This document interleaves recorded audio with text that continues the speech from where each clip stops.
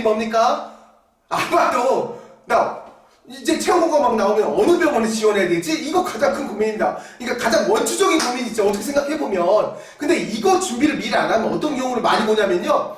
그냥 적당합니다. 점수가 토익 점수가 700대 후반.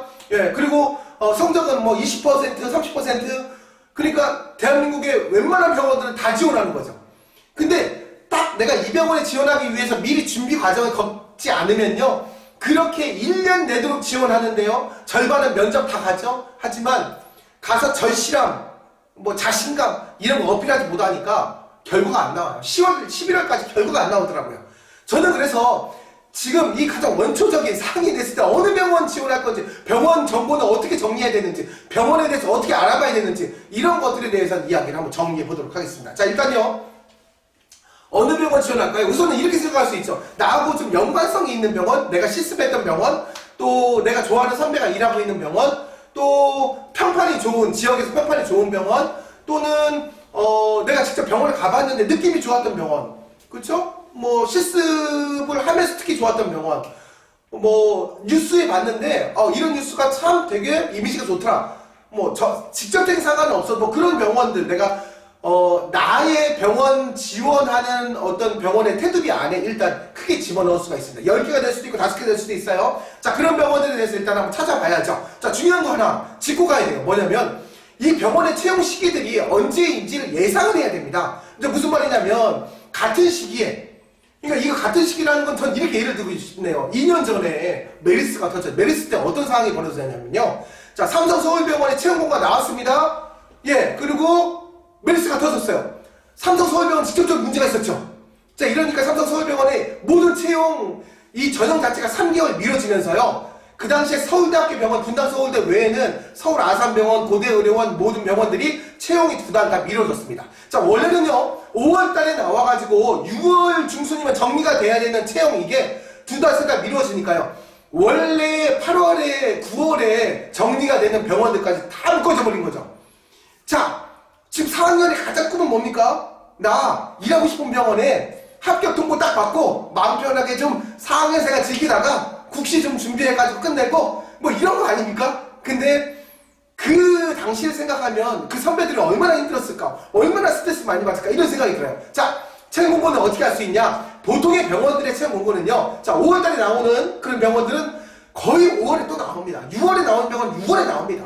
자, 그러면 이 대학병원들이 대개 채용은 어느 정도 하냐? 제가 작년도 한번 뽑아봤어요. 작년 뽑아보니까 일단 5월에 채용 보고 나오는 병원은 한 5개 정도 예상합니다.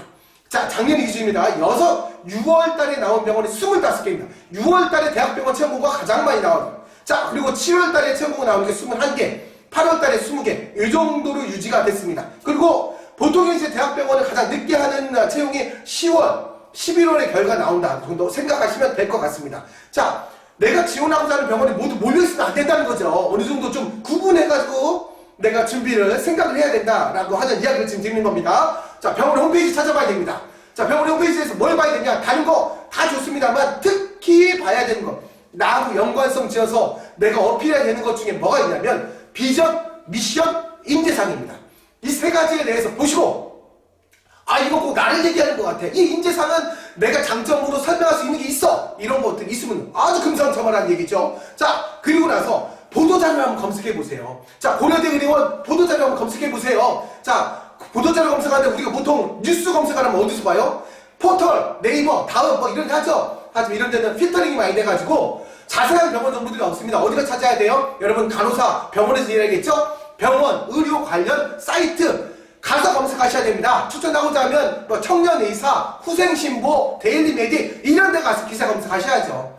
자, 보통 일반 포털보다는 정보가 5배 정도 많이 나옵니다. 자, 그 중에 여러 가지 뉴스가 나오죠. 여러 가지 뉴스. 이 여러 가지 뉴스 중에서 나는 예를 들어서 내과에 의사가 없어가지고 진료가 안 된다. 이런 것들, 이거 내가 가서 얘기할 거예요?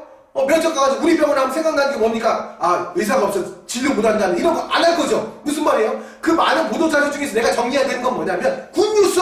나쁜 거 다 빼버리고. 자, 굿뉴스만 해도 1년 딱 까짝 보면 100개가 넘게 나와요. 이거 내가 다 자료 정리합니까? 아닙니다. 이 중에 줄여야겠죠?